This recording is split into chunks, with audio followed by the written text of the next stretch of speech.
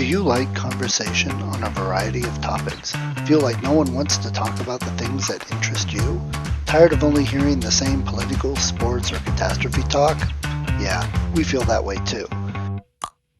Join two high-functioning geeks as they discuss just about anything under the sun.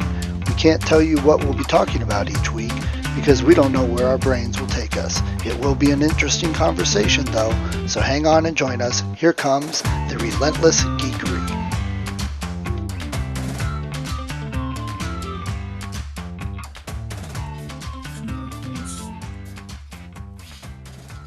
Okay. All good. So let's see. What's on the agenda for today? As usual, we have an agenda. Will we get to some of it? Yeah, exactly. Well, first I got to ask, how's your tooth? How's your root canal? I mean, those are big. So it's first day without taking a painkiller. And it's not that it doesn't hurt. It's just that I really sometimes don't want to take a painkiller many days in a row because, like, if you take Tylenol, it can actually be liver affecting, and other things, they lose their effectiveness over time. And so I've been on ibuprofen, and it's just a dull ache. In the last couple of days, it's actually been enough of an ache that was actually distracting. You know what I mean? And it has a certain amount of surface sensitivity. Right. And it's kind of funny. This isn't necessarily meant to be health outlet time. But one of the cool geeky things is it's fascinating to me to just be made aware of things are there, but they haven't happened to you. Like, for instance, you look at a skull and you can see that, like, it's not a head where everything is sealed. There's holes where the nose is, and there's holes through the eyes, and it's all kind of interconnected in the sinus cavity. So, having had this worked on, one of the reasons that they had to build the bone up in the first place is because instead of being able to just, I had a post from a previous root canal after a million bites, 30 years or something like that, had actually cracked the underlying tooth. See, you should have just kept licking the Tootsie Roll to get to the Tootsie Roll Pop Center. If only I'd eaten Farina for the last 30 years. Yes. If only I'd eaten Pabulum. But so they have to, the problem with building the bone up is that it's really close to like your sinus cavities, and they don't want to, not to be gross, punch through, and all of a sudden you've got blood and air coming in your mouth, not from your air passage, but from your... So they kind of describe, I'm curious, not ghoulish, but I'm curious as to, so what all are we doing? And for the first time, they did a cool thing where they draw blood from you and they mix that with the stuff they're going to be using so that your body doesn't reject it, first of all, but also immediately acts as if, oh, here's something, but it got hurt. Let's work on fixing it. So they kind of build this whole cool flesh and bone scaffolding. And then it takes a while for you to do that. Your body is supposed to be 6 months before I can get the post actually screwed in that will then hold the crown for my tooth. And so, but the healing, it already seems to be, I have stitches in there, which is, and you know how you are, even if you're like, okay, it's sensitive, it hurts a little bit, but your tongue just goes like looking around like an eel in a coral reef. And so I can sense the various different stitches that are there. And there's a lot of them. They cut your gum line. They pulled flap a flash up. I know that's just like, I didn't want to post any pictures. I didn't want to take one so I could see what was really going on, because I don't want to be like, here's the skull from Walking Dead featuring Al. You know what I mean? So I didn't want to do any of that. But it all seems to be kind of calmed down now for a while. And I kind of mentioned this. It really shows you how much it's all interconnected, because I would get a little bit of blood, a drop of blood, like from my nose. Well, they didn't do anything with my nose. No, but the tissue walls there are all so close and interactive that while it's healing, porous, inflamed, insulted, if you will, it's getting rid of blood or lymph after it's done using it, if you will. And it wasn't a gusher. It was just like a little bit, but anything that you get, they were like, well, that's not good. Am I leaking? I don't want it to be that there's a leak in between chambers that are usually pretty well walled off. That's infection waiting to happen. Yeah. And so I actually, I've never been told this before. I occasionally, no matter, I don't get sick that often, but hey, if you sneeze, make sure you sneeze with your mouth open, because if you sneeze enough to cause that, sneezes are very powerful, right? You sneeze at 80 miles an hour, and the amount of pressure, you might actually like hurt rupture what they've just done all this stitching for and stuff like that. So while I'm in public and I feel the need to sneeze, it's like, well, not only do I have to do the Dracula sneeze like you're supposed to, but I have to be like, am I going to go into the whole explanation of, I know that I should close my mouth when I sneeze. I'm not 4 years old and a foolish child, but I can't right now because I might Right. blow my head up. You know Right. what I mean? Right. Well, Gina, she makes me laugh because when she sneezes, she does one of those. I'm like, why do you always want to sneeze on your boobs? I mean, what is up with that? Send it down there for Yeah. storage, I guess. I don't Yeah. know. Maybe it's, So that whole thing with the blood and building up the bone and all that, that's the coolest thing. And hello, folks, science, we've learned new things. It's changed. And yeah, was the first couple, so it's like, well, why didn't they do that before? Well, we didn't know. We had to do these other things to discover how to do this. And that's how it works. But that's the right. fact that they do that, that's so cool because it makes sense. Yeah. For instance, the painkiller that they used was absolutely effective. I was in the chair for like an hour and a half. It took a Oof. lot of work to remove previous stuff, get to where they could put it in correctly. The bone marrow has to be mixed a little bit with the blood and packed in. It's not at all computer assisted. It's a guy with skilled hands, Dr. Picard, doing it. And so I was really worried in the past, even when I've had a cavity filled, I tend to, what do they call, process anesthetic relatively quickly. And there's been a number of times where I really had to put the hand up and say, I can feel that. Don't proceed. I don't want to be butt walking out of this chair to get Right. away from your goddamn drill. And so luckily they shot me up with enough. First they numb your gum, then they give you a shot. And that's the first shots are the ones where even if they've numbed your gun, there's that weird pressure and a I little bit hate of that. pain feeling. And this is kind of funny. I don't know that I do that many involuntary things. When they were causing me pain, I was growling at them. You know what I mean? It's I just some animal part of me, the way I had to process, I'm in danger. Your body wants to get away, but you're mastering yourself because you are an intelligent human being. But some part of your animal is going, like I really was growling at them. And they kind of laughed and they were like, I'm a big guy. And so they always worry. They often talk about, please let us know if you're hurting because we'd rather get you out of pain than have you like kick us. You know what I Right, mean? right, right. So, Right. And so, I mean, we've all heard the people that take their own blood and put it in storage. So if they ever need it, they've got their own blood.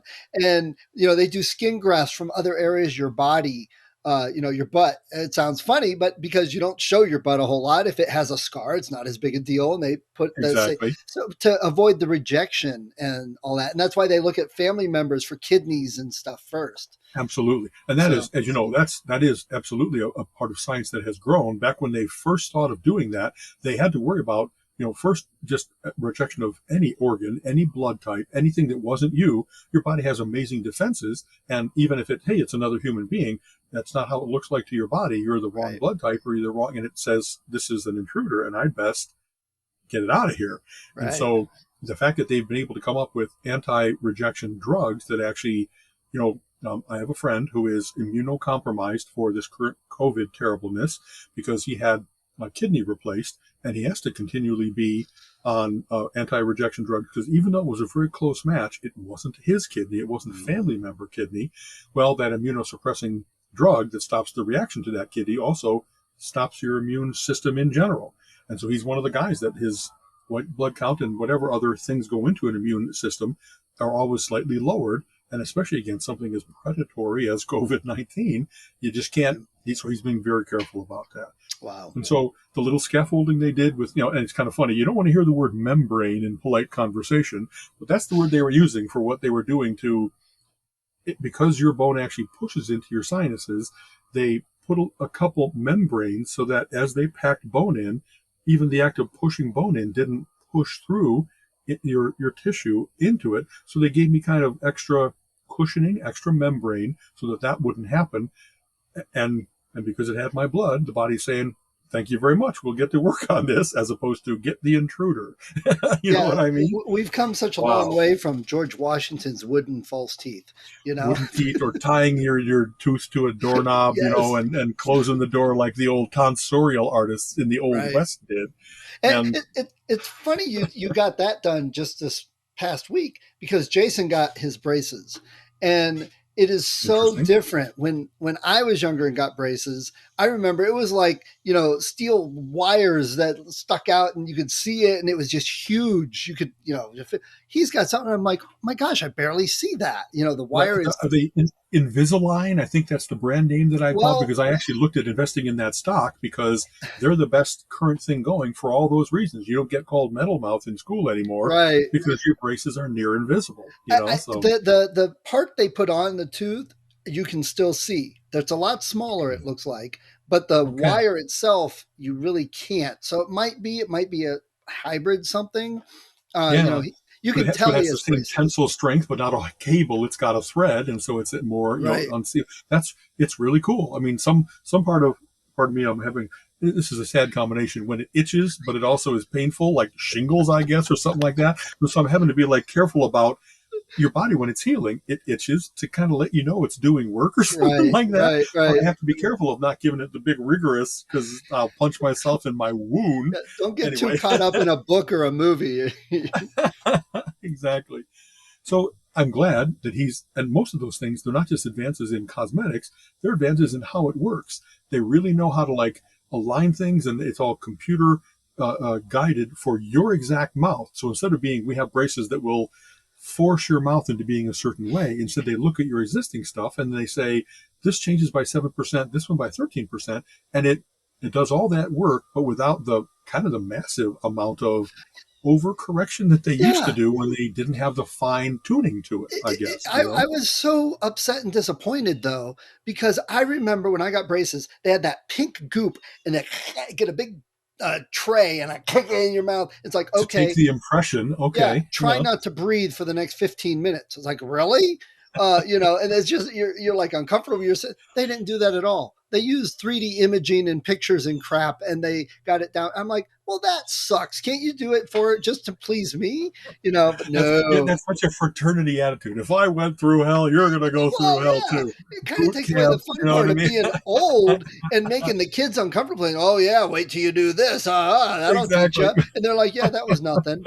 The other cool thing is the glue and stuff they use. They use one of those blue lights, UV blue lights, and they flash it, and it helps harden it quicker.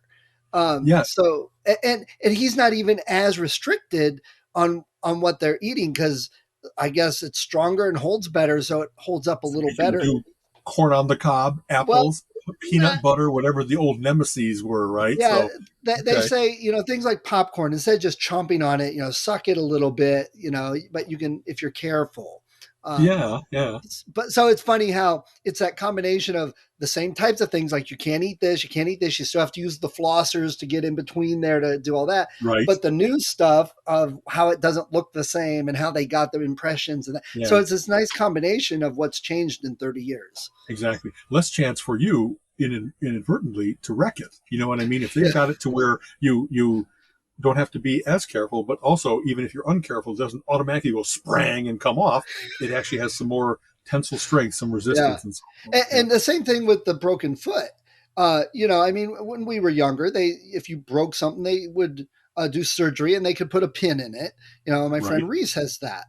Um, but now he only had a cast on for 2 weeks. Right. A And soft cast, so you yeah, get the muscles involved, not only the bone knitting, but kind of yeah. keep range of movement. Right. And then they Exactly. had a walking boot. And I'm like, it's almost not inconvenient at all for him. Uh, It is amazing. And I love those advances that the materials are better, the discomfort to the patient is better. People will heal better if they're not, I need to go for a bike ride, but this doesn't fit my bike, and I'm going to do it anyway. So I'm going to wreck it somehow. yeah. Instead, yeah. Here's a fun, again, to bring it to the geeky. So they're working on me with various different drills or grinders, and they each have their own frequency. And one of the other things besides getting the shot, when you hear certain sounds or smell certain smells, my instinct is get out of there. When you smell burning flesh or burning bone, it's really one of those things that you don't want to be around for No. whatever's going on. So I'm like, okay, hold on to the chair. Do not attempt to slither out. One of the grinders that they used actually resonated right where your whole head is a resonance chamber. So all of a sudden, all the sound outside goes away because all you're hearing is just and like well, how cool is that? But that's a little disconcerting. You know what I mean? It Hope is. that's not rattling my brain in its case or something like Right. that. I have a friend who has perfect pitch. He can hear any tone and tell you what pitch it is. So too bad he wasn't there. He could have told you what the resonance of your skull is. And, we get the tuning fork that fits that, stick them in your ears. I really was curious. I don't have any idea of what it was, like how many cycles. And yet it's like, well, let's see. If I had to guess, was it like 220 versus 880? I was trying to think of what I know, what certain sounds sound Right. like, and what did that, if you will, feel like, sound like in my head. But then I'm thinking, well, you hearing it in your head is kind of like a bone conduction mic. It's not the same as if your ears were processing it. Right. So and part of my nervousness is, well, let's go to science. Let's think about this a little bit as a way of distracting myself from, I Yeah. am, getting worked on. My head is open, et cetera, et Yeah. cetera. So, Well, when I was younger, like in kindergarten, first grade, my teeth were so bad, so soft, the enamel, that literally I would eat a banana and pieces of my tooth would fleck off.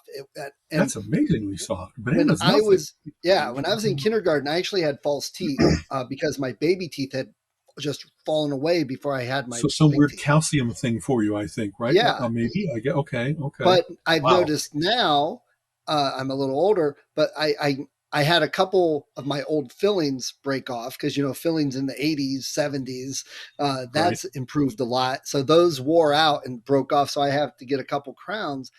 Yeah, But I noticed a few spots kind of that flaked off a little bit. I'm like, oh, I wonder if that's coming back to haunt me.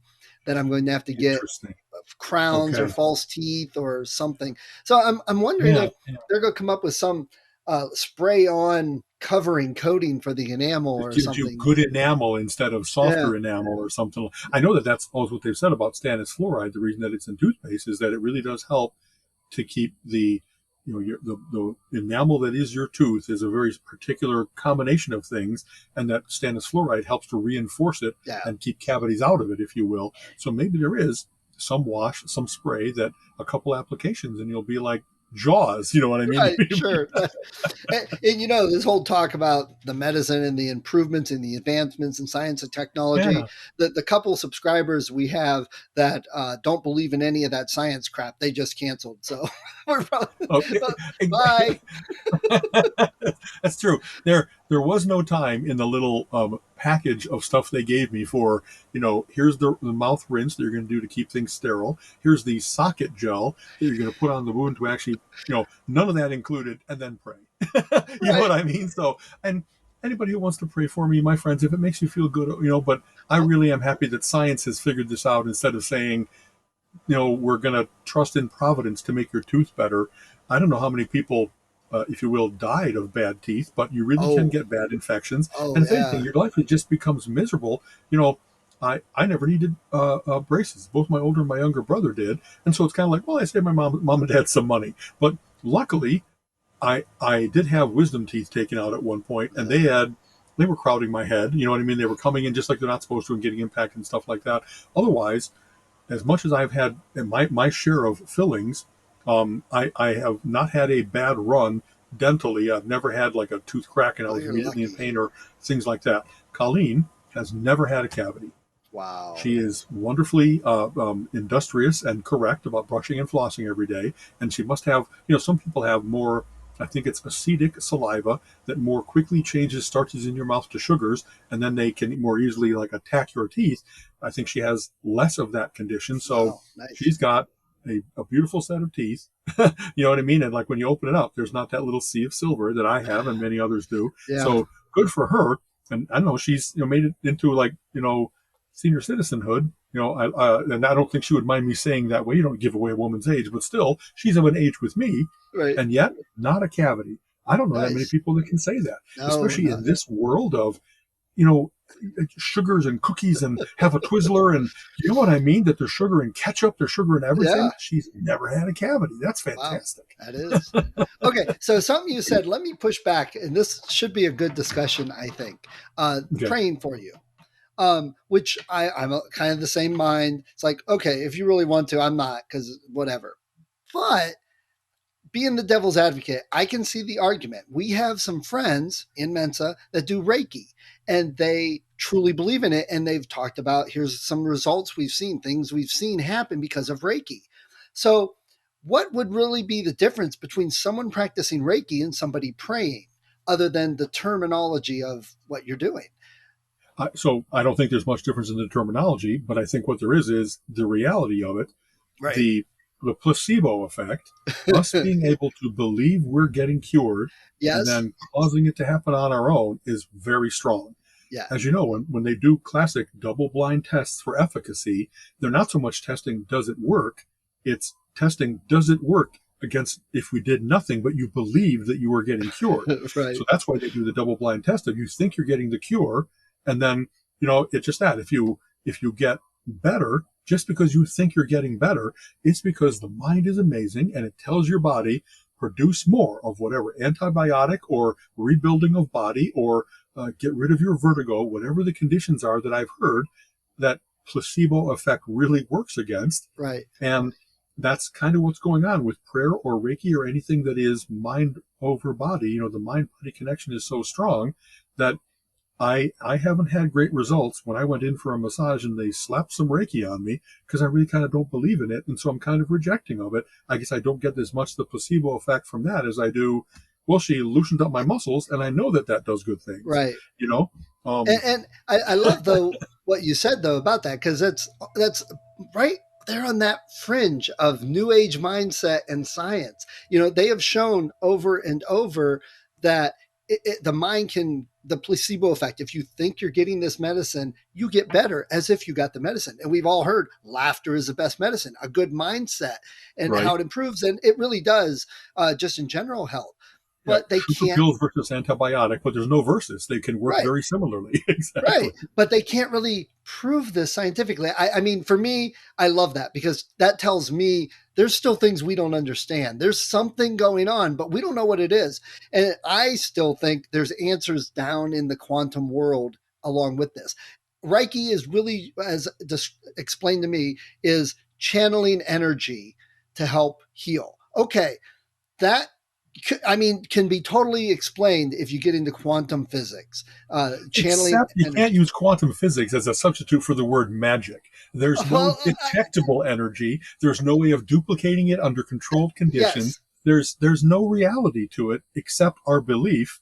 And so I don't go to, well, maybe it can be explained in the quantum world because that Well, isn't, well that isn't, that's I don't. just our latest word Right. for, oh, it's phlogiston. That's where flames come from. Do you know what And I I mean? don't disagree with that. I don't disagree with that. What I'm trying to say, though, is my point is there's still a lot of things we don't understand. And I think some of these things at some point could be understood and explained more scientifically. We just don't have that knowledge yet. The placebo effect being one of them. Reiki could be something. It's just, I'm not saying there is, and I'm not saying it's explainable right now, but I just have that. It's my belief that there is an explanation that we can't get to right now. Yeah. The way I think about it a lot is that it's not a yes no, but there's a spectrum of how much could it be true? Yeah. And when they've studied something extensively and over hundreds of years, and there continues to be no evidence for homeopathy or True. acupuncture or Reiki or any number of other things, the fact that it sometimes works is interesting. That it's cool to see that other things have failed and this finally helped. And so I want to be, yes, there's a possibility that there's something out there, but the way you have to kind of bring it into the world is, does it work for most people most of the time? Does it work predictably and that you can vary the dosage, if you will, based on the severity of the condition? All the other things that science is about understanding and predictability and variability so that you can see what leverage points you have. So much of that doesn't apply to the strength of belief. The one time it works out of 1,000 isn't the reason that you should abandon the other 999. It just is, well, there's still that I, possibility. But how am I going to bet? I'm going to bet on antibiotics instead of acupuncture oh or yeah. whatever the appropriate I comparisons might be, you know? Reiki's probably an interesting one to think about, though. I wonder, because they're talking about energy. I wonder if we could do some scientific experiments to see if we could detect energy channeling, or because we can use various filters and see in different spectrums, infrared, we have infrared cameras and stuff. So is this magnetic, and we can see that with the aurora borealis? Can we see it with other filters or lenses? And are there detectors that detect magnetic energy? I know we've got stud finders and electrical. Right, right. So what I'm getting at is nobody's really cared to try, but I wonder if you could more scientifically say, okay, can we detect any difference in energy, different types of energy when you're practicing Reiki and when you're not? Is this room? Here's the energy reading. Now there's people in here doing Reiki. What's the energy reading? Or Yeah. what's not that it would prove So it ever, right. And but actually, I'll throw this out. What you just said, nobody has cared to try. Actually, people have.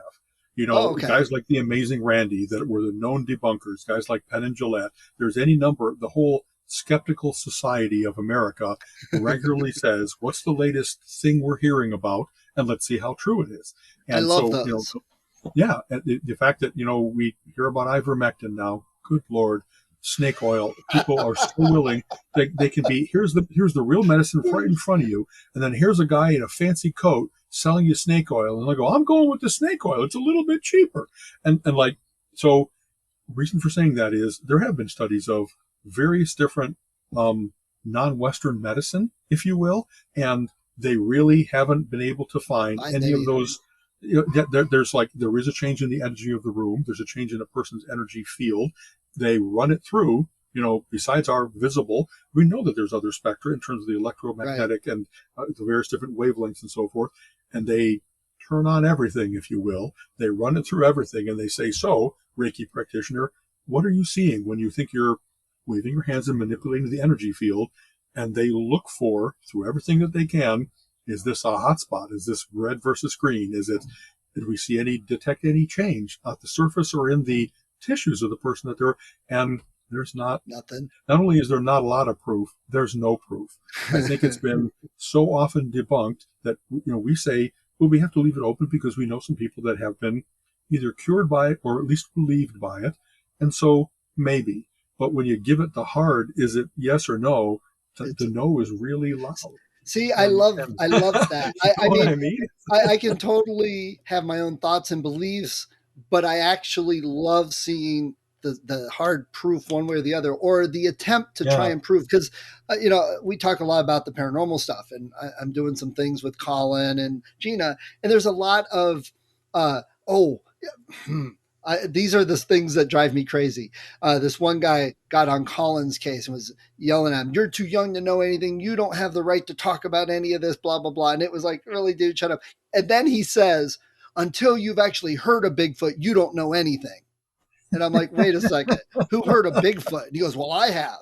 "How do you know?" "Well, I heard him in the woods." Okay, we're done with this whole thing because, but that's the thing. Um, there's, and I've said this about to the other guys in the podcast, that any picture or video that we get on the internet from somebody will never prove it one way or the other, Because because they're so easily processed nowadays. It's so easy to do a yes, deep fake, a very convincing. yes, I hear you. You know what I mean? And and that's been true for a and long there's so time. many things that could be. I mean, we're transforming our 3D world with light and shadow through a lens to 2D, whether it's video or pictures, and there it changes the perspective and how things look and all that. So Yes. it's great to look at some of these pictures and videos, and there's a few that I'm like, well, that makes me wonder. Mostly the ones where you have animals reacting to something, Okay. and then you're like, oh, okay, you're not getting the dog to act that way on cue. So Exactly. those are the ones that make me think a bit. But again, it's not a proof. It could be still a shadow from somebody in the next room, whatever. But point is, the same thing with some of this. I, I mean, I still think there are so many things we don't know when it comes to the quantum realm of science that we don't even know what questions to ask. But I've also been learning a little more about things on the universal scale, that science changes when you start pulling back and looking at whole solar systems and Oh yeah, galaxies, and it's totally different there too. So I'm like, okay, well now my mind's a little blown because I can't comprehend all that. But yeah. I just It is always a matter of scale and a matter of what energies yes, operate within detectable differences at, an inch away, a yard away, a mile away, a universe away, et right. cetera, et cetera. And I think for me, because I've got that creative fiction mind with wonder, that I view all this stuff with a sense of like 12-year-old wonder still. I Yeah. think, How could this work? If it did work, how would this work? yes. Exactly. Yeah. But actually, having said that, there's a wonderful show called Bullshit that was done by Penn and Teller, Penn and like five Teller seasons worth. And much like Mythbusters, where they really tried to say, for all these various different urban myths, could it really happen that you drop a coin off the Empire State Building and boom, it kill kills somebody.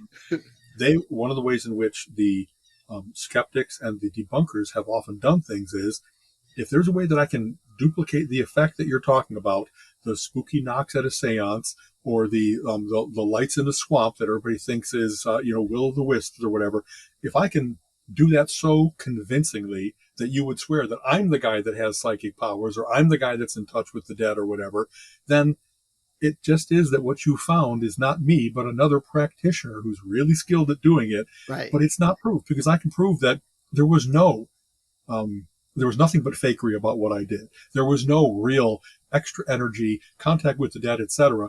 And I mean, in 5 seasons, they must have done, let's see, is it 13 episodes, 65, maybe twice as many, 130 different things, where all the ways in which magicians are good at mind reading, at predicting, how did that card get into your pocket? One of the ways in which they made their bones as magicians was revealing tricks. Yeah. Magicians had this big brotherhood of, you don't do that, but part of that was not to show you the mystery of it, but the incredible skill that Yeah. goes into being able to do something to perfectly time, perfectly distract, crunch your body into a small space, whatever all those things might be. And especially, so all that, when there's still people that are doing psychic surgery, you know what I mean, where they reach in and all of a sudden out comes some guts, and they show how you can do it incredibly convincingly, but they didn't. They didn't reach into somebody and pull Right. out the cancer. So I go by a lot of that it's not only what can we prove, but if you can do a convincing fake, those fields on the edge of science, like you're talking about, are so loaded with charlatans. You Yeah. know what I mean? I It gives it a admire their bad skill. name regardless. Yeah, it's amazing that they have that level of skill. But boy, if they would have put that skill into something real, into Right. something a little That, bit less suspicious, it that's would have been so actually much one of better for the the world. that's actually one of the reasons I really liked Harry Houdini, because he used to go around trying to reveal all the charlatan things, because he wanted to believe in it. He wanted it to be real. So he wanted to weed out all the bad ones and maybe find that one that's actual. Didn't Exactly. happen, but In fact, Arthur Conan Doyle, author of Sherlock Holmes, all about, once you eliminate the impossible, whatever remains, however improbable, must be the truth. Well, he built this character in some ways exactly what you're saying, because he had his belief in spiritualism and yeah, mediums. And this character was the one that kind of spoke for him, saying, here's how I debunk all of them.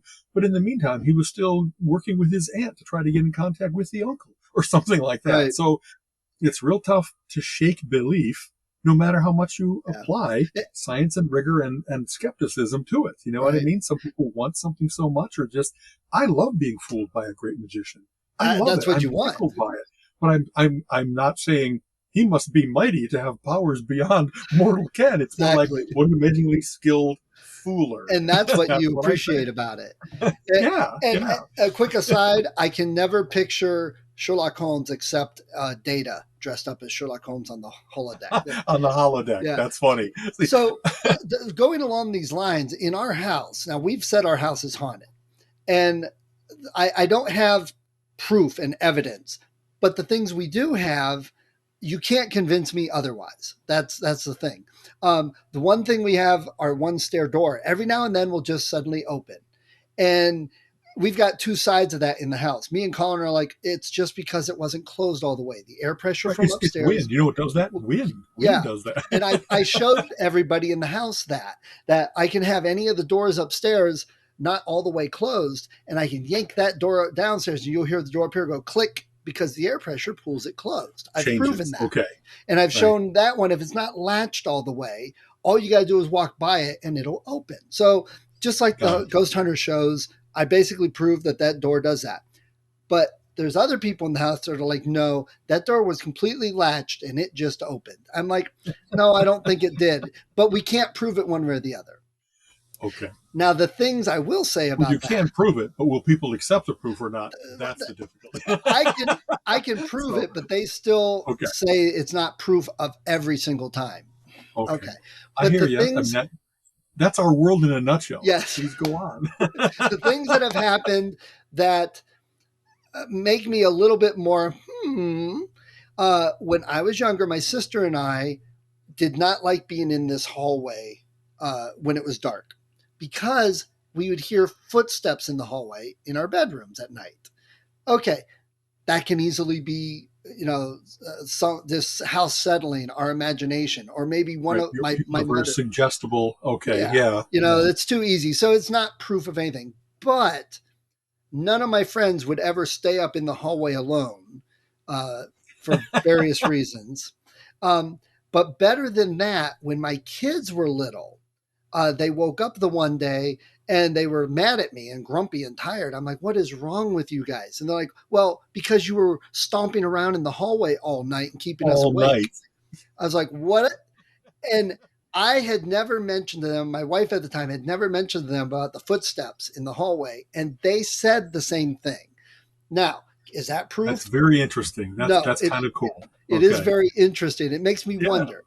But then the two things that happened to me personally, and that's the thing, it's when something happens to you personally that you just can't explain and is not the wind. Okay. So the one time I was out shooting baskets on the hoop in front of the garage, and our garage door was open, and our black lab was laying in there because it's cooler. It's 300 Right. degrees outside. It's cool in the garage. Nice and cool on the con. Yeah, Exactly. and this dog was not an intelligent dog. He was never smart. Loved him to death. He was a galumph. He was like a small horse because the Right. neighbors would feed him cow heads when A lot they. of room in that skull for those Oh two brain God, yeah, cells that he possessed. big, Exactly. big Labrador. So I'm shooting Okay. baskets, and our door to the inside had a spring on it. So when you would open it, it'd go and then and slam Okay. shut. So I heard it, which wasn't a big deal because I knew my father was around. So my dad was coming out from the house. No big deal. Right. I knew he didn't go in because he would have went right by me, and he didn't go by me. Got it. As soon as that door slammed, the Labrador stood up, hackles raised, starts barking towards the door, and backs out of the garage. And backs right into me. And instead of stopping or going around, he continued to push on me. And then I realized, wait a second, my father never went in the house. So, So something came out of the house. yes. Okay. So now, again, is this proof of anything? Did I capture anything on film? Did I see something? No. But you can't, the wind will never open this door with that spring on it. It's too strong. And with the dog's reaction, that was like, okay, I'm out of here. And I went running up to the garden. Sure enough, my father was there. Mother was at work. Sister was out visiting a friend. There was nobody Nobody home. else that could have been the door Exactly. opener. Okay. Then the last thing, and I know this one is very, that was just such and such. But one night in bed, I rolled over and I felt a hand grab my ankle. And I screamed, swatted, and then I heard footsteps run across the carpet, across the floor. Now, Oh, this is paranormal activity stuff now, man. exactly. Okay. Now, Okay. of course, I'm half asleep. Did I imagine it? I can't dispute that. It very well could have been. Could it have been my foot sliding on my ankle? Yes, it absolutely could have. But I distinctly felt fingers, and it was a little kid hand because it didn't reach around my whole ankle. It was just grabbing the part of it. And Oh I my felt God. fingers, not just pressure, but individual fingers. Again, not proof, could be my imagination. There's a million, everybody'd say, yeah, dismiss it. But between those couple events, that's why you'll never convince me that there's not something that we just don't know about. Just because of those. I hear you. So I guess I really um, I accept that you absolutely felt those things, How thought to those word it things, properly. and it isn't so much whether I want to prove it true or not, but what I often worry about is anybody that has those experiences in their life when they I was just thinking of you, and then the phone rings or whatever else it might be. Um, there's explanations for that, like, well, there's 10,000 times that you thought of someone, the phone didn't ring, but when it does, that's the one Exactly. you Yes. remember. But the biggest thing is that those things are extraordinary. You know what I mean? How many times have you had in your decades of life those kinds of things happen? And so there is the possibility of extraordinary, non-natural things happen, but you don't want to have that be, to use the door analogy, that you open the door wide for anything can happen, and odd things always happen, and we can't explain anything Right. because most of the way the world works and has to work is that there is reality and there is science and there is reproducibility and so forth. And the sadness that I get is when people have an extraordinary occurrence and they just kind of decide, well, you can't believe science. But Oh that's not yeah, the case. that's Science is now right 99% of the time instead of 100% of the time. Don't make it zero. Don't even make it 50. You know what I mean? right. Don't lose sight of the fact that everything else around you, how your stove works, how your watch works, how your sight works, we understand all that. We Right. have mastered it. You know what I mean? So much of the world is not about the stove works 99% of the times, but then one time it blew out and it must have been a ghost. No, it might have just been the pilot light, if there's such a thing. That had, you know what I mean? Like, Right. don't take, and there's sayings about it. You know what I mean? The exception proves the rule. That's not what that saying is about. It isn't because there's an exception that now that's the new rule. It's more the exception is what proves that the rule applies almost all the time, and we can explain why the exception did, or at least accept that there might be an exception, but that doesn't negate the rule. You know, there's all kinds Yeah. of misuse, if you will, of because some things are really mysterious or unknowable. Not everything is. Right. Almost everything else is pretty boringly knowable, actually. And a And so lot it's of the fascinating to things. talk about these extraordinary things, but the way that we have to run our regular life is everything's pretty normal. Right. Everything's Right. just the way we think it is. And Colin always throws out at me. He's like, just because you believe something doesn't make other stuff true. And I There you totally go. get that. And I agree.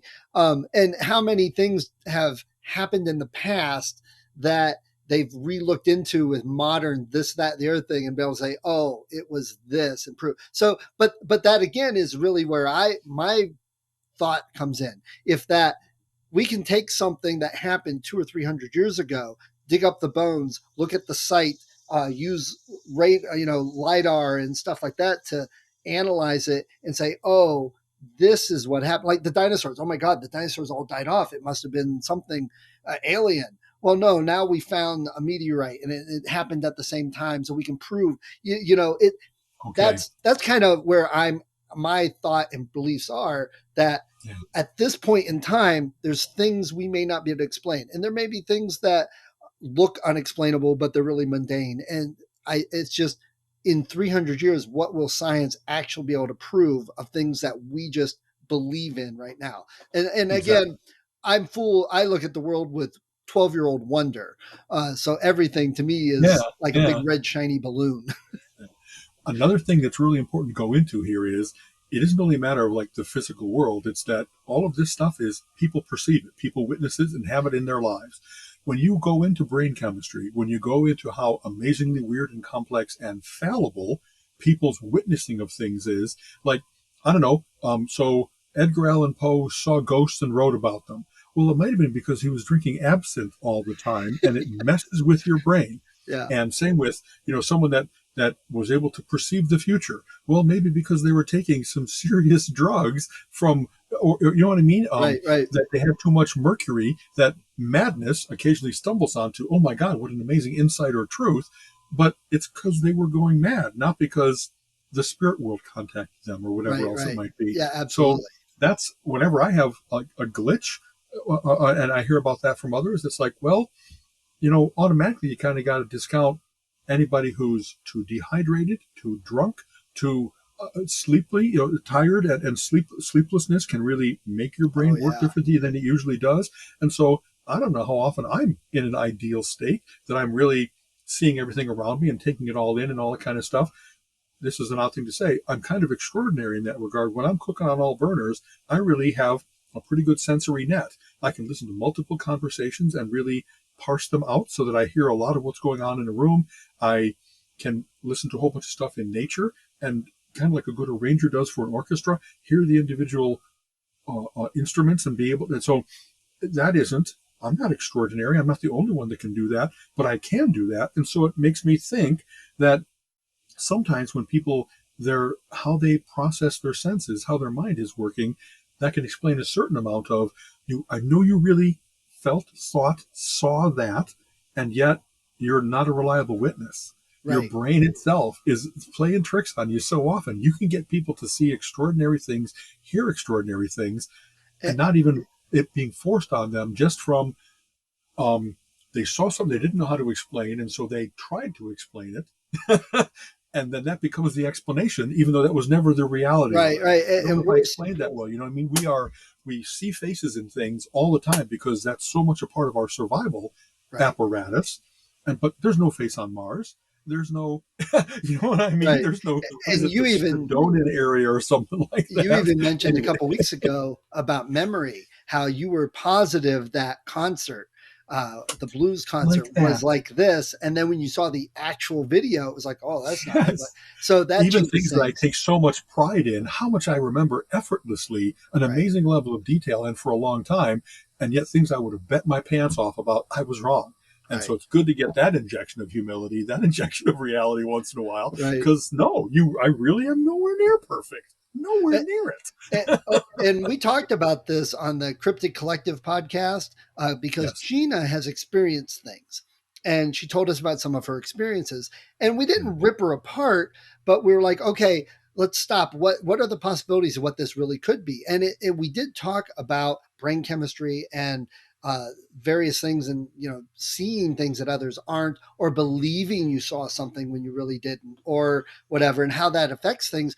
Because what also came up was some of the medicine that she hasn't experienced very much in the last couple of years, but she's Okay. also taking some medicines that Mhm. would affect those types of things. So then a question of, did she really see it and the medicine is blocking it, or was something screwed up with her brain chemistry making her think she saw it and the medicine corrected it?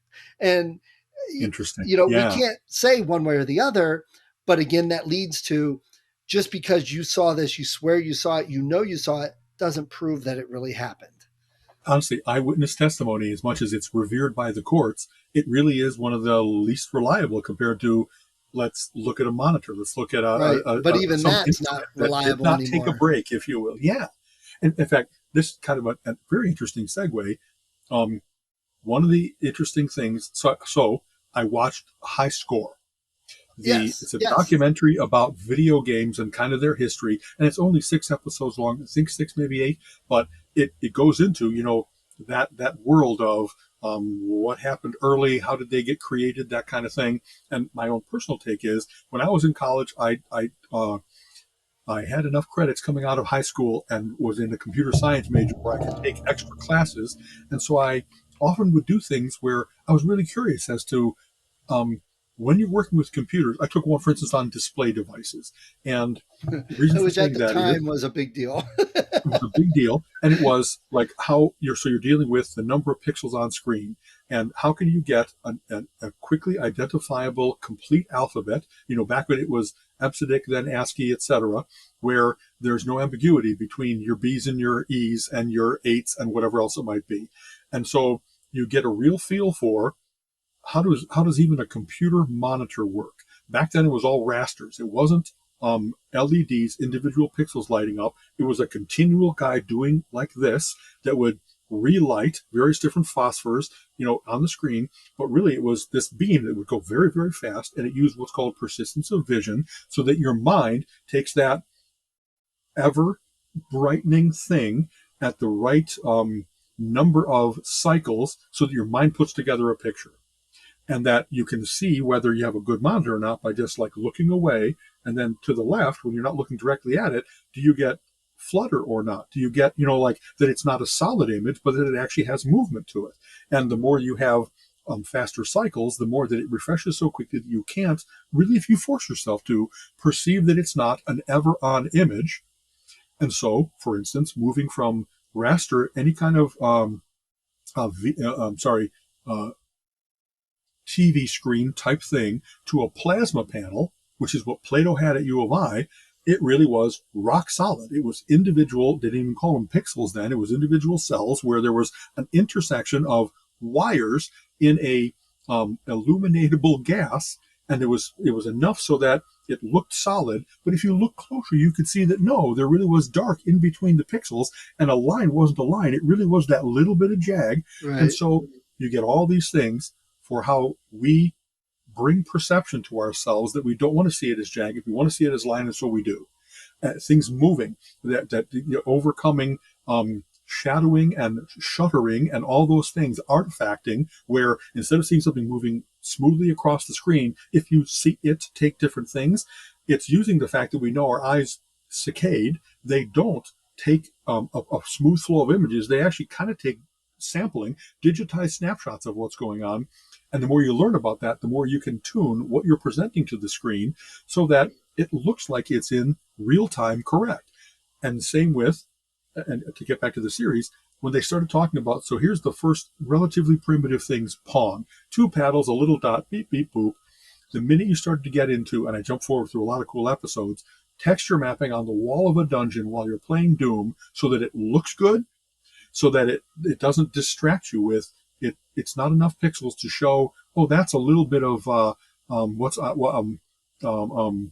niter on the walls of a dungeon, you know what I mean? And that they were really smart. John Carmack and John Romero, the guys who did that programming, were so smart about what we see and how much movement is going to be that we'll track on it. And like the amount of movement that it moves a little bit too quickly for your comfort level, it makes you sweat. It makes you, oh my God, it's coming right at me. And how do you give it that level of resolution so that it looks like identifiably different? You know whether you're shooting a demon or an ogre or a crab thing, or I should be able to just, I've played so many rounds of Doom and Quake and stuff. I can start going into, but anyway, they were so smart about knowing that, but so smart meaning they know that we have these limitations that we're talking about, that we don't really see things as they are. They use the fact that they know our brain processes, our retina only gets a certain amount of information, our brain fills in all the gaps, and they use that so that the computing power of the time could give you a convincing enough experience that instead of the jaggies and the uncanny valley and various other things we could use about what makes a computer monitor not good, they used all that so it was just at the edge of, wow, this is the best thing I've ever seen like this. And being able to like change your point of view and look up and look down and not have it be that it skitters, but that it's smooth. Man, they were so brilliant. Yeah. Total hats off. If you've ever tried to, what I talked about, I wrote primitive maze drivers for Play-Doh, and it really was such a simple problem in comparison to they're doing ray tracing and pixel mapping to show light sources, and they invented it. Figured it all out, man. Yeah. They figured it out. And multiple things moving on screen. When you're getting attacked by a horde of these things, each of those has an individual movement pattern. Oh my God. With 286 level chips and graphic cards that, they were doing digital magic. Right. So that's all of that is about this of we get to learn that we know that people don't smell and see and taste with accuracy, with authority. Right. You know what I mean? It's we can acknowledge that we're limited beings in that way. When I see something that I can't identify moving in the sky, I gotta say, well, what does it look like? A flying saucer, I guess. You know what I mean? Yeah, that's one of those that I have a hard time believing. So right. Let me throw a couple things at you. Besides High Score, which is a fantastic series, there is an audiobook I listened to that is called Console Wars. I would recommend this audiobook. Put it on when you go for your walk, listen to it in the shower, whatever. It is like 30 hours long. It's like, oh my God, It is so long. Much more detail than what I just talked about, where it really goes into Nintendo and Game Boy and Sega and the wars between. No. Console Wars is just the rise of Sega and its battle against Nintendo. And that's all it is. And it sounds like, well, okay. But it's done in a narrative fiction style. And it is just so fascinating. I mean, the guy that turned me on to it, I texted him. I said, okay, I'm only like 9 hours into this. I know how this ends. I lived through this. I know what happens to Sega in the end. But I'm Right. just so glued to this. It's like I'm cheering for the guy, and I'm stuck on this because it's such a good telling of the story. There's a lot of lessons there. So, Console Wars, highly recommended Thank you. to listen. I never listen to audiobooks, and I'm going to have to make that less never because I'm really curious. So is it also a book? Could I read I it if I think wanted there to, or is, is it yes. okay? Because Yeah, I imagine that I'll get more emotion out of it if I hear the guy reading, like you were saying, it's happening in real time, and it's right. the okay. That I think there is a book. console. It's probably worth reading, Okay, I'm sure. The other okay, one, which you may have seen before, is called Masters of Doom, and it's about Romero and Carmack and their exactly. rise. And id Software, exactly. Yeah, that's a good Yeah. one too. I've read that book. I've got it, but I also listened to the audiobook. Yeah, I will. It's kind of funny. One of the opportunities we have with our show is we get to do a little name dropping and a couple shout outs of appreciation. I was in Chicago. I was president of the Mac user group called The Rest of Us, and big downtown group, so it had hundreds of members.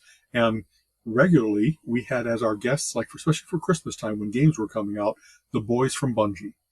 And the reason that I say that is because now, of course, they're men. They're this is back in the early and mid '90s. Um, they, on the Mac side, were the ones that figured out similar things to what the id crew did, Carmack and Romero, like we just talked about. Their first game, Pathways to Darkness, was one of the first ones where the graphics were great. It was internet workable, so you could have multiple people playing. And then they're the ones that went on to do, and, I can't believe I'm not thinking of the name of it. It'll come to me. Um, the boys from Bungie were like 16. Wow. They had time on their hands. They were the same kind of thing as, any number of people in this high score thing say, well, school wasn't enough. And so I dropped out and went to do this amazing thing over here. I don't know about their schooling, but I know that they did amazing things that like other people in the world were trying to figure this out as well. How to take care of latency, how to do internetworking, where even with nowadays, as you know, we have the amazing internet. Back then it was Apple link cables, maybe Ethernet, but you couldn't count on everybody, and especially over any kind of distance. It wasn't the cabling that we have nowadays. It was via modem, so you were limited to 400 16, baud. 32. You know what I mean? It was really much slower, and yet they made a game that was absolutely playable. So Myth was one of their games that was Yes. multiple players with multiple people in each party from the players, with all different kinds of movement, all different kinds of weapons, a very convoluted map. So you had to worry about, well, when I throw a grenade up a hill, it should roll back down if you don't give it enough strength. And all the physics model was perfectly done. So we would have a chance, not Dave and I, my partner in Lankmar Corporation, not only like had a chance to goof with them at the Rest of Us meetings, Nice. but they would invite us to their like beta testing parties and stuff like that. And they had offices in one like the worst section of the city, right? Like south side of Chicago, right where you had to have barbed wire and gates on every parking lot because you had to keep the bad element out, if you will. So we had to get the right passcodes to be able to allow to park. Otherwise, our car would get stripped in the 6 hours of gaming that we were about to do. But they just were amazing in what kinds of things they were figuring out, and so young. I mean, I was already an accomplished consultant, if you will, king of databases, doing early middleware type stuff, all kinds. I used multiple programming languages, and when I saw what they could do, it was like, that's Yeah. just amazing. It's Yeah. amazing that you have this inherent understanding of the physics model and the how to just shave every single inefficiency out of code so that it was all up there on the screen and everybody playing thought, I'm the only one in this game.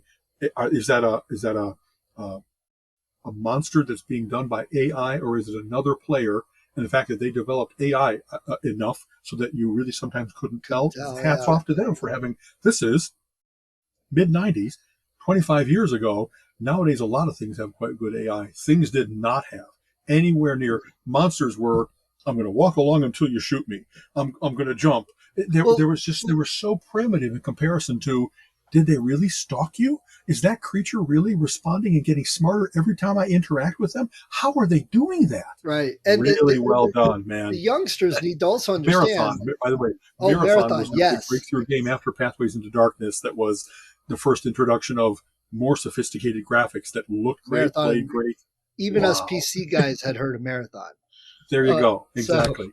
but the youngsters need to understand at that time, you didn't have separated video cards and separated this. It was all the CPU that was chugging along just to run the operating system. That's So exactly to do right. all this other stuff and get the graphics that they wanted, because they were Right. really working with what would be a little square in today's monitor with 16 colors. I mean, it was 400 pixels this way and 800 this way, and that's your whole thing. Think about a phone. That was as much as you got with less Exactly. processing power. So, I mean, it really was different. Yeah. So I The have things not. they did with memory use and caching that they did with Yeah. doing that, man. Again, if it's not the military, it's video games have pushed technology more than anything. So I'll say that sweeping statement. yeah, If there's anything that pushes the bounds of, it's porn and it's gaming. that When was you're always looking my. for where, I you know always what I ask mean? people, I'm looking for a new computer, but I want to make sure it's powerful enough. I'm like, are you a gamer? Well, no. Then don't worry about it. Because That's unless right. you're a gamer, you don't need the biggest rigs. Right. You're not going to worry about your FPS and stuff. Right. Exactly. So I have Frames not per watched. second for those listening. Frames per second. Okay. I have not watched High Score. What all like companies or video games did they cover besides Doom and that? So that's actually towards the end. They first bring in Nolan Bushnell with Pong and him having that early realization of, if there's a way that I can get this commercialized, that if I can get this game Space Wars that people are playing at MIT, I can get them to charge a quarter for every time they want to play it. So it And goes into the later very he was very early Commodore. things of where it required a mainframe, and then it was what happened on the Apple II or on the PC. Consoles in terms of Nintendo, and then the Game Boy, and then Super Nintendo, and injecting Sega into that. They have passing reference to the Odyssey and various things that didn't even have it wasn't a computer or a console. They attached directly to your TV set. So Atari, of course, a big one. And in fact, they really were good in terms of, it's not only fact. They have interviews with all the principals. So here's the guy that did this breakthrough game, but then also did E.T., where all those cartridges were buried in a landfill because it's kind of reviled as one of the worst games of all time. And so how did he deal with that? This amazing triumph and then this amazing fall from grace, if you will. Yeah. They went to Japan and interviewed, and how terribly Western of me. I don't have the great ability to absorb Japanese names where I don't want to butcher it. I respect them too much to just say, I think it was Hidori. But they had, this is the guy that developed Mario, and what a breakthrough that was Nakayami in Donkey Kong. And then to take him out of that and make it into the Mario Brothers and Super Mario Brothers. And then Sega had to come up with their own response to that. So that was Sonic the Hedgehog. And that not only the people that were the developers and the designers and the company owners, but also the players who won that first Nintendo World Championship. A 10-year-old kid that wasn't actually, the first one was maybe it wasn't Nintendo World Championship, but it was like the combination of Tetris, 3 games that you had to all be good at. So it was kind of a decathlon, a triathlon. You know what I mean? And talking about all the early things that we know about in order to win that championship, like, he dropped out of school. He was in his room all the time, and his parents were either get out of there, go outside, blow some of the dust off of you, or they were, you're extraordinary at this. We will sponsor you. We'll take you to faraway cities. We'll take you to Japan if that's what it takes to prove that you really are extraordinary at this.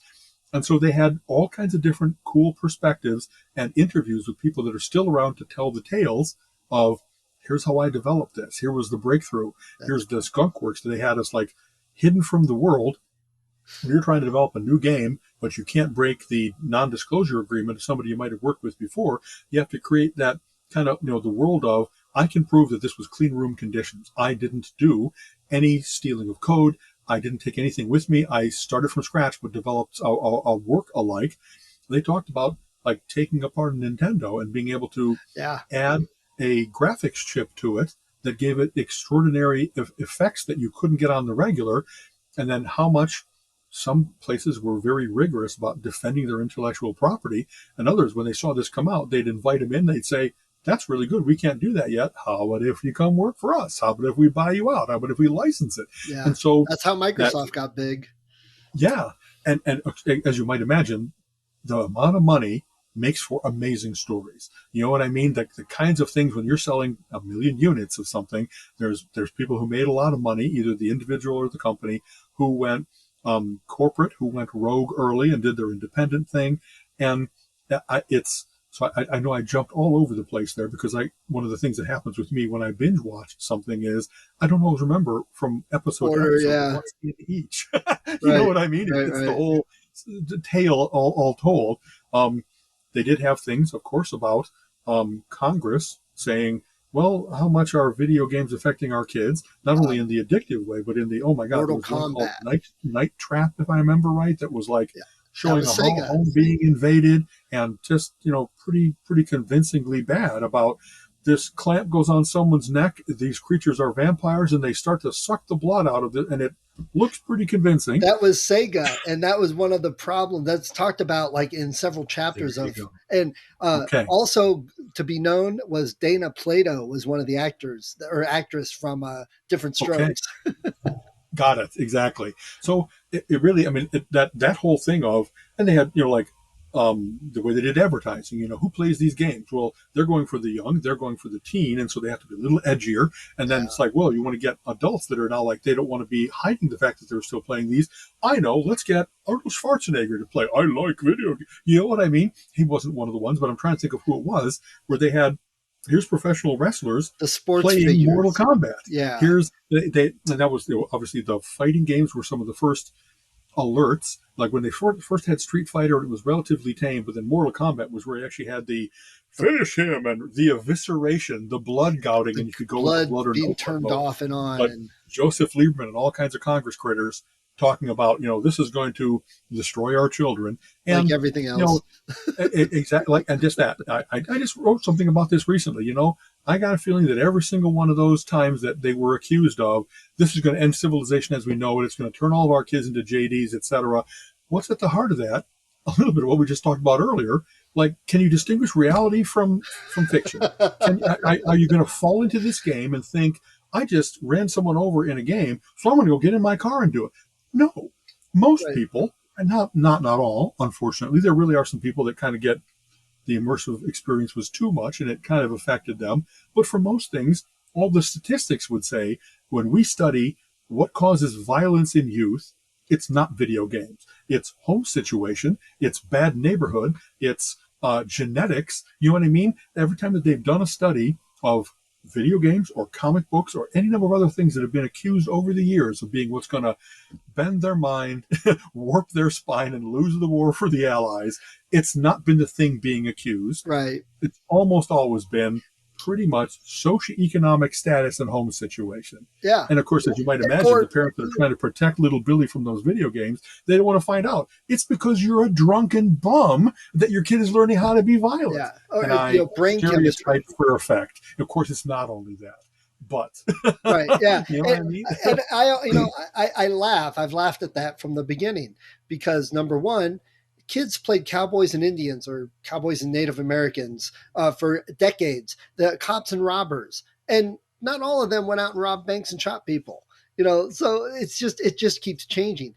I and you personally, I've played so many hours of Doom that I probably could have earned a 4-year degree in that same amount of time. But right. I'm not going out and just blowing people away or going to my school. You didn't become the guy stalking them all. Exactly. That's not what does it. Now, with somebody that has a mental issue, that has some brain chemistry or problem or drug addiction and whatever, if they play that game, might it be what triggers them and push it? Yes, I definitely can see that. They bring their problems into that situation, and then this is the thing that gives them images to act out. If it wasn't like Doom, it would have been some movie. It would have been some guy on the street or just getting enough drugs in them that they snapped. I mean, it's not the game itself. people, Right. it's just, that drives me crazy that people Right. are always like that. Because I've played all these games, I don't go Right. and shoot people often. Uh, Right. and It, what? please go ahead. Oh, I was just going to jump back. You mentioned E.T. I know Mhm. Larry Herb from Microsoft, they sponsored a thing and went and dug up that site with the ET cartridges, and they actually found them. Oh my. It's on video. You Treasure can look it up. hunting. That's funny. Yeah, they Okay. did that. But to put it in perspective, a year or so ago, Cyberpunk 2077 came out and was considered a disaster. And they had spent 4 or 5 years on it, and people were just ripping it apart. It's a huge open world. You can do just about anything. I mean, down to Yeah. the point whether you have a big bulge in your pants or not. That's what they have in the game. But it's got just so many areas that you can explore, and the environment to what. And it took 5 years or so to make, and it still had all these problems, which I think people need to lighten up a little bit. Chill out. It's not the end of the Right. world. Right. ET, the one single programmer was given 4 weeks to make ET. So there you go. Right. He talks about that back then, kind of straight out of Dilbert, people didn't know how long it took, so they just said, "Well, it's got to be ready for Christmas. It doesn't matter that it's already October.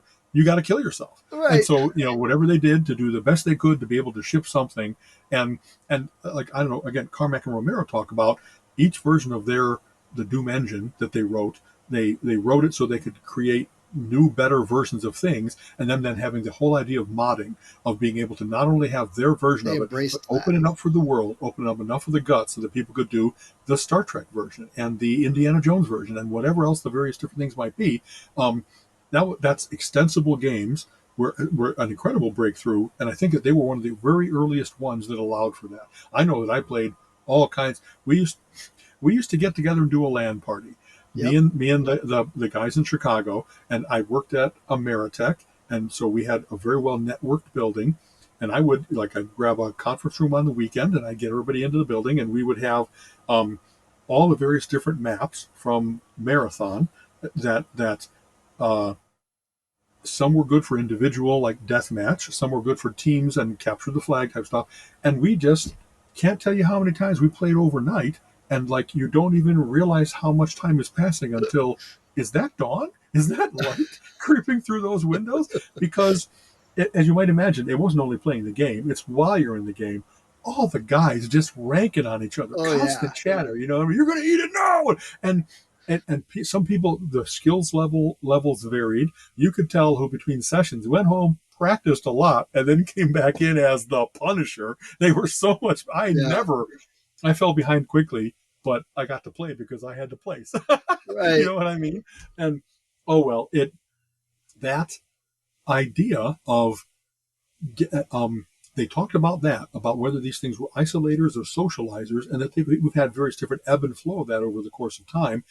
Um, it cuts off at a certain point, before the real, like, World of Warcraft, the real massive world around the world games happen, where there really are clans, guilds, tribes, etc., and there's thousands of people in the game, and they actually have different, based on what server you are, you have different instances. So it really is probably through maybe early 90s through the 80s, and maybe that's why there's going to be a version 2 where they'll kind of catch us up, because especially as that field explodes, Oh there's yeah. so many companies they didn't cover, so many individuals that made huge contributions they didn't cover, and they're still alive to talk to. So I'd love to be able to hear more stories about what Right. was really going on. You really did pull like 40 days of overnighters in order to get this done, and then collapsed? I guess you did. That's an amazing achievement, even if it almost killed you. Right. And you mentioned the psychological aspects, and that, the Yeah. reward, the quick, all that. Man, they have that nailed with mobile games now, because they have all these Farmville and all these fighting games and stuff where, oh, look, if you join for free, we'll give you this character and this great sword and all these extra coins and all this. Oh, great. You start playing. It's like, well, now to get to the next sword, it's going to cost 3 coins. I've got 5. Here's 3. Okay, great. Well, now to Exactly. get to the next bigger sword, it's going to cost 10. Oh, I don't have 10. Well, you can keep playing for 20 hours, or for $1, we'll give you those. Oh, That's well, right. here's All a the dollar. in-game purchases, And just I got putting that and lancet in and starting. right. And we were talking about actually doing studies. They have done studies, and they hook the stuff up to the brain and let people play. And that ding, I got a next level reward.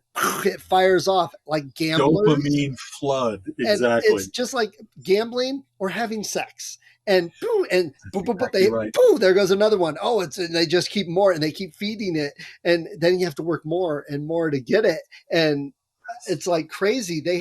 They so have the psychology down that it is That's right. scary. Yeah. There's an article circulating right now that I just saw on Facebook or other media about how we're all flooded with dopamine. We're all so used to getting those incremental awards that are what gets you addicted. And from gaming, from social media, oh, someone likes me. You know what I mean? All just seeing your name mentioned, whatever else it might be. And that part of what you need to do is kind of detox. You need to get away from that Yeah, and go for a walk in the forest so that I'm not going to get any of those reinforcing things here. I'm going to let that drain out because otherwise your brain is really awash in all the pleasure drugs that they've learned how to administer in all those different ways. and So maybe that's why I've never gotten so into some of those games and Facebook and stuff, because I've never needed to do drugs to feel important, successful, or like I've done yeah, something good. I've never needed that artificial feedback to make myself. I well, heck, I was going to tell you. Maybe we'll talk about it next week. I actually, with Linux Mint, created a demo version level of a platformer that I then put on my phone. So I had a platform how game on my cool is phone. that? And Yeah, to me, I'm like, wow, that's pretty awesome. To me, yep. that's really nothing. I mentioned it to you, and you're like, yeah, okay, that's cool because you could do it. And I know 5 other people that could do it. But what I've come to realize is the other 98% of the public and people in the world think that that's an amazing achievement. They could never do anything like that, and they don't even understand it. And I'm like, oh, really? But those are the things I do that I don't need 50 likes on my Facebook post or whatever. Exactly. I mean, that one of the wonderful themes that they talked about with the various different creators was that it's the act of creation that they really enjoy. Yeah. They always, of course, played their own games, play tested them. Sometimes they created games because nothing out there was right in the way that they wanted a game to be. But then after they create it, they don't play it to death. They moved on to the Yeah. next thing to create. That's its own rush. You Yeah. know what I mean? And so there's a difference between being a consumer and a producer. and I, a lot of they didn't use this term in particular, but I've talked about flow before. That one of the ways in which you get a real rush is going into coding and kind of losing yourself for 2, 3, 4 hours, and you're hyper productive and you do an amazing difficult thing, and kind of come out of it. You know what I mean? While you're in it, you don't want interruptions. You're not going to the bathroom, whatever else it might be, and then. If you have to, in order to be able to do that consistently, you have to create that environment of no interruptions, of just the right music and lighting, of you went to the bathroom and that isn't a call of nature that's going to make you break, because what you can get done in 2, 3, 4 hours of really deep, perfect coding is better than 12 hours of interrupted, Yeah. in and out, talking with the world, et cetera, et cetera. So And, part and of what, man, I don't do that enough anymore. that's I one have of the to like things, get rid of the world. I used to do it by staying up later. And nowadays, there's never time the internet isn't on. There's right? never time that the insomniacs aren't posting something. And I'm not Right. an insomniac, but I don't get away from their stimulation unless I really do turn everything off and only focus on the job at hand. Yeah, So and that flow state, it's funny. I remember several little clips. Sheldon from Big Bang, like just crazy, going to something. They're like, Sheldon, he's like, don't interrupt, in the flow. I'm in the flow. And then he's like, yes, what day is it? And people laugh about it. But I'm like, yeah, I've lived that. I get it in a different way than everybody else. right. I know this is not, here, I always do too many confessions. There really were times when I really had a lot to get done and I was enjoying getting it all done. And so I don't know. I like all those things you do regularly, like sleep and eat and bathe and all that kind of stuff. They became optional instead of necessary. So there's been times when I was like, man, I got to go home to change because I can tell that I'm a little right, There's but a I reason for didn't the want to stereotype. lose this incredible. I was just doing so well. And you don't want to, when the universe gives that to you, you don't want to throw it back. You want No, to embrace it and take the gift it's given you. And, I always had limiters like, I got to go home and let the pooch out. I got to go home. I got to go and eat something. But, if you arm your coding area with enough Dr. Pepper and bagels and peanut M&Ms, that you kind of have You're good. your MREs of coding. Yeah. You know what I mean? You have Well, your C rations of coding. it I, is. any number of times, was at my desk for hours at Yeah. a time. It is amazing how distended you can let your bladder become when it's mind over pee. I It's never ever used a trucker's friend, no, but there's any number of times that when I got to the bathroom, it was like, oh my God, I hope I make it. Oh my God, I this have is to go nuts. so I shouldn't bad. have I waited this can't. long. Yeah.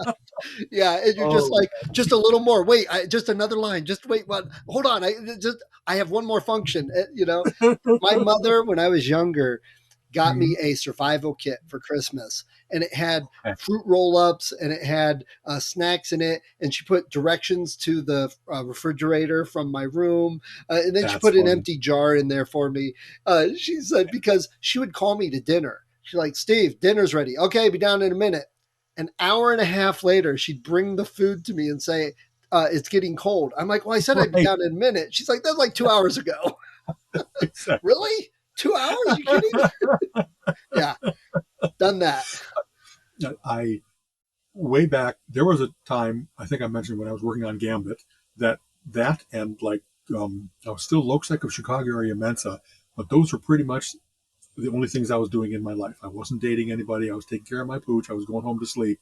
But it's kind of weird. People have done studies where people stay in caves that your circadian rhythm is not necessarily 24 hours. It's kind of 26. And if you're not aware of the signs of dawn and dusk and when you should be doing those things, there's any number of times that I like continually had to, okay, I did this all this week. And now in order to do these things on the weekend, I have to get on a regular sleeping and waking and eating and that everything schedule. And this is the confession. So I would do those things. I was a good human being and was sociable and so forth. But some part of me, while that was going on, was thinking of what I was going to work on when I got done with this regular thing and could go back to being Right. immersed, superhuman, and weird. And people talk about that. Your mind is always processing in the background. And I would make notes to myself where I'd say, "Oh man, don't lose this idea." I When I was talking with people, I really sometimes had to interrupt and say, "I swear I'm paying attention to you, but my mind is doing background stuff because I'm really working on an interesting project. Give me a moment." This is Yeah. before smartphones where you couldn't just get it in. I regularly carried like a little note cards or a spiral thing and some pens so I wouldn't lose It those never things. stops. Man, It's the old, hey, don't you want to stop programming for a minute and come and see the world? Why? What day is it? Saturday? What see, month is it? I mean, I, I never really lost track of that way. I kind of did that cycle that I was just talking about, but there were any number of times where even I would like do things on the weekend, and I just wow, I hope I didn't. I think that I didn't really offend anybody by what I just said, but there must have been times when you and I were talking, and all of a sudden my eyes went away for a moment. yeah. I got the Well, far look because this thing possessed me. Even when I swear, Catherine, I was talking to you, I really was paying attention, but I got something going on here that is really but intoxicating. I would say, going back to what we were talking about, that the joy of creating that, the joy of doing something in the programming, and the just the pleasure it gives you is so powerful that Yeah. when you have that, looking at things like getting Facebook likes for a post seems so shallow and artificial, Seems so and it nothing. has That's no right. pleasure.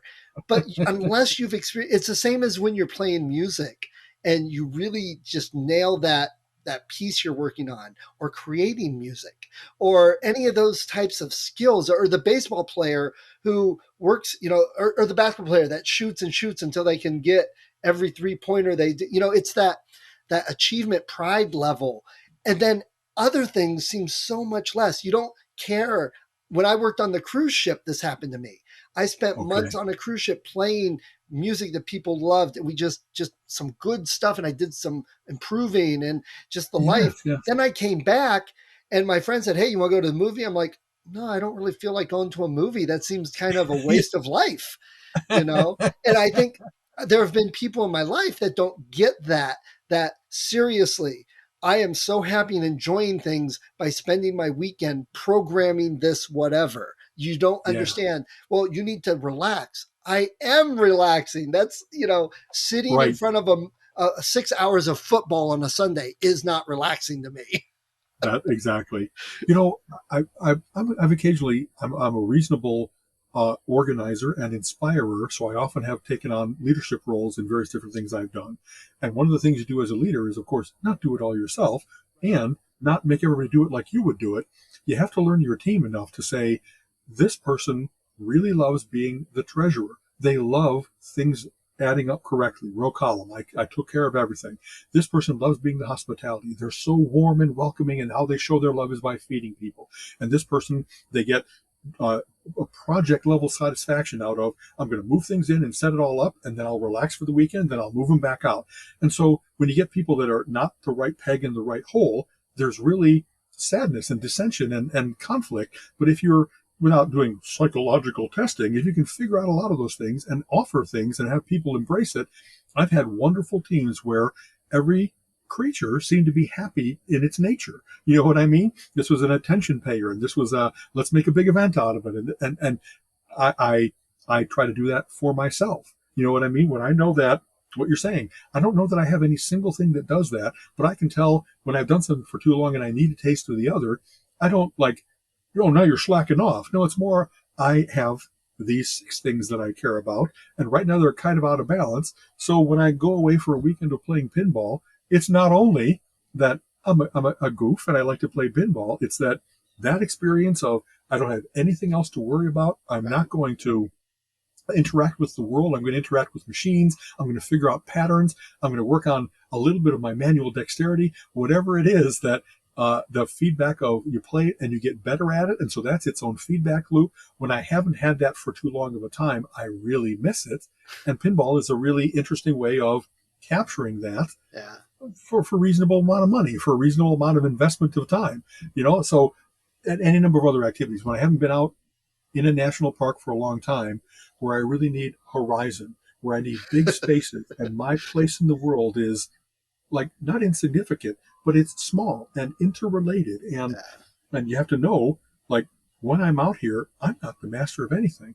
I have to know the weather matters and animals matter, and my capacity to march up this mountain is not unlimited. So plan your thing well, so you're not going to get yourself in danger, and who your companions are. So I'm sorry, sometimes that kind of thing of understanding yourself well is right at that top of like Maslow's hierarchy of needs, self-actualization and self-awareness. And maybe that's something, if I had to say anything about getting to 60s, I really am pretty aware of what I like now. I love surprising myself with, oh, I didn't know I would like that, because I haven't had every experience in the world. But some definition of happiness is find out what makes you happy and do it. Do Yeah. more of it. Don't spend your time in drudgery, in things that aren't true to your nature, et cetera, et cetera.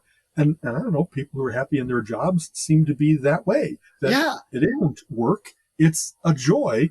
If you're happy in your work, you'll be a satisfied human being. Yeah. And unfortunately, so many people have jobs that are just, I work 8 hours a day to bring in the money so I can do what I really love doing. It's like, I wish I could convince you to try to change that equation, to try to Right. find something that your work was actually joyful for you instead of drudge for you. Yeah. And I've That's how tried I to look tell at it, people that, that the Yeah. programming, the writing, even music and stuff, that's never a job and a chore. I enjoy all of it. So if I'm Exactly. sitting there programming, but it's like, well, workday's over. Yeah, but I need to finish this, and this is fun. What is fun doesn't sound fun to so many people, and that took me To so some long to folks. understand that. That Yeah. really, you don't Yeah. find that fun. So whatever. Anyway, Yeah, okay. we've been Wow, a nice quite long long. session today. Yeah, Exactly. a lot of good stuff We though. got to some things. Next time, Sin City. Next time, more about comic books, because Yes. boy, I've been reading some good stuff. And Well, as always, a I'm pleasure. spending the weekend up in Michigan at the Paracon. So, Oh talking my. the Okay. paranormal stuff, I You'll should have have you'll some have things. many things to talk. Let's absolutely let's make sure that you give us the cool recap and the cool. I would love to hear more about it, and I'm sure that our listeners would as well. So Yeah. very cool. Have a I, great time. Dean Haglin's going to be there, and I have a T-shirt for him. I think I told that story. So if Yes, not, exactly. That you had a chance to have a wonderful talk with him Yeah. because you actually were a human being instead of only a fan. right, yeah. So bless you. Open your mouth. Open your mouth. I really, like I said, I have to remember. I got to do the Dracula, but I got to remember, don't blow your head up. Yeah, we caught it on So there, camera though. evidence. Yeah. All right, man. Have a good All one. right, I'll talk to you take care, later. Stephen. Bye-bye. You have been listening to the Relentless Geekery podcast. Come back next week and join Alan and Steven's conversation on geek topics of the week.